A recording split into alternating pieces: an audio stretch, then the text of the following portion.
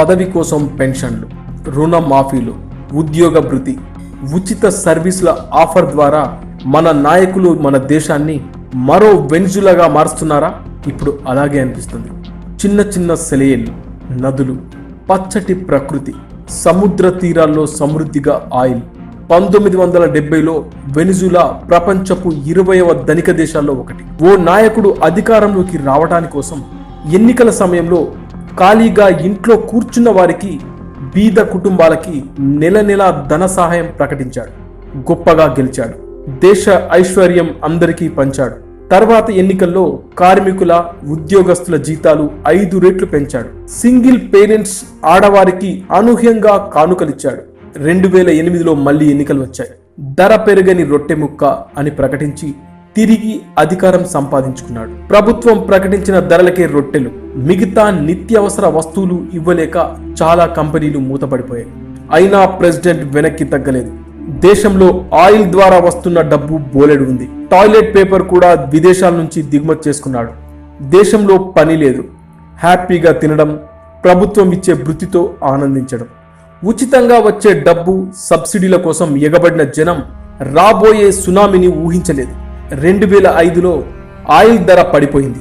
దీంతో కరెన్సీ ముద్రణ పెంచాడు. ఎక్కడ చూసినా డబ్బే, పైసా విలువ లేకుండా పోయింది. 2018 వచ్చేసరికి దేశం అట్టడుగు స్థాయికి వెళ్ళిపోయింది. ఉచిత సబ్సిడీలు ఆగిపోవడంతో దానికి అలవాటు పడ్డ యువకులు కత్తులు, పిస్తోళ్లు పట్టుకొని లూటీ చేస్తున్నారు. తిండి లేక జూలో జంతువులన్నీ చచ్చిపోయాయి. వెనిజులా ముఖ్య పట్టణం పేరు కరాకాస్. కరాకాస్ అంటే జంతువుల కలేబరం. ప్రతి ఏటా ఆ నగరంలోని ప్రతి 1,00,000 మంది జనాభాలో 20,000 మంది మర్డర్లకి గురవుతున్నారు. ప్రపంచంలో 10వ పెద్ద లంచగొండి దేశంగా మారిన వెనిజులా ప్రజెంట్ ప్రపంచపు అత్యంత ప్రమాదకరమైన రక్తపాత దేశాల లిస్టులో నెంబర్ 1 స్థానంలో ఉంది. టూరిస్టులని ఆ దేశానికి వెళ్లొద్దని మిగతా దేశాలు హెచ్చరిస్తున్నాయి. దిగుమతికి డబ్బు లేదు, కరెంటు లేదు. 4 రోజులకు ఒకసారి ఓ గంట నీళ్లు. షాపుల్లో చివరికి టూత్ పేస్ట్ కూడా లేదు. ఉన్నా కొనటానికి డబ్బు లేదు. తినటానికి తిండి లేని వారి సంఖ్య 5 ఏళ్లలో 30 నుంచి 66% పెరిగింది. చిన్న రొట్టె ముక్క కోసం శరీరాన్ని అమ్ముకోవడానికి రాత్రంతా రోడ్ల మీద నిల్చున్న బాలికలు, కాస్త తిండి కోసం తెల్లవారు నుంచి అర్ధరాత్రి వరకు క్యూలో నిలబడే పిల్లలు, కాలుస్తున్న సగం సిగరెట్ ఇమ్మని రోడ్ల మీదే అడుక్కునే పెద్దలు. ఇది ప్రస్తుతం ఆ దేశ పరిస్థితి.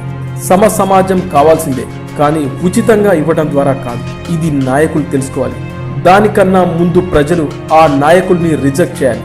అప్పుడే మన దేశం మరో వెనిజులా కాకుండా ఉంటుంది.